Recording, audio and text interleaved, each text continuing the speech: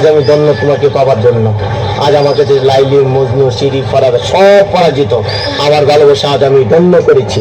আমি তোমাকে পেয়েছি, আমি তোমাকে গোপনে বিয়ে করেছি। আচ্ছা, তুমি আর আমি এভাবে যে জড়িয়ে ধরে বসে আছি, তোমার কোনো আত্মীয় স্বজন দেখে ফেললে কি বলবা? আমার কি আত্মীয় স্বজন দেখে পড়লে বলবো তুমি আমাদের বাসায় চাকর। কি? আমি তোমার বাসার কাজে থাকো? না না না, বলবো এই জানোয়ারটা আমাকে জোর করে ধরে নিয়ে এসেছে। কি?